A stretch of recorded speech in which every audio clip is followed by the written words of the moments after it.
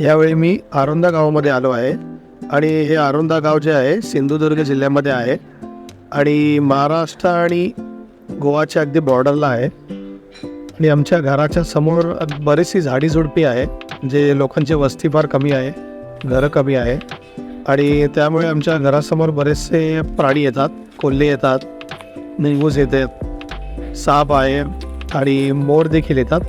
आणि यावेळी माझ्या भावाला एक छोटासा वेगळाच प्राणी दिसला आहे. बघूया काय आहे तो.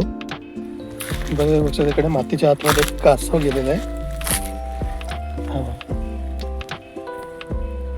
हो हो मस्त. वाटलं पण नव्हतं इकडे कासव असा भेटेल म्हणून. ते घराच्या जवळच आपल्या. राहू दे येईल तो बाहेर.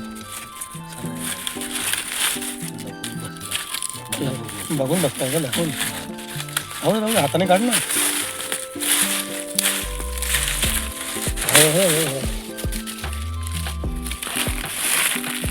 हाताने वर घेतो.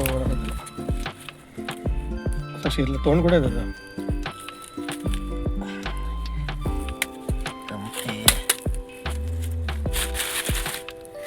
जड वजन आहे, प्लेन आहे. हो हो हा बघा, बघू शकता तुम्ही. वा मस्त आहे. हो हो हो हो हो केवढे डोळ्यामध्ये ते. हा एक गोड्या पाड्यातील कासव आहे.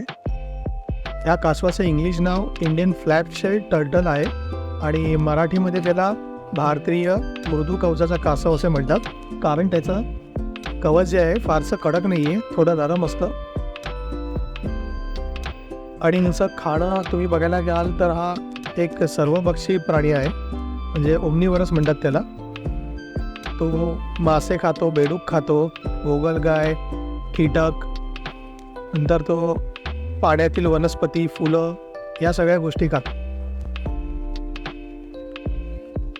या कासवाला आम्ही जिकडे होता त्याच ठिकाणी सोडून देत आहे, कारण की हेच त्याचं घर असेल, कारण या ठिकाणी त्याला पाहिजे त्या गोष्टी खायला भेटत असतील म्हणून तो येत असेल. माहिती आणि व्हिडिओ अगर आवडला असेल तर लाईक, शेअर आणि सबस्क्राईब नक्की करा.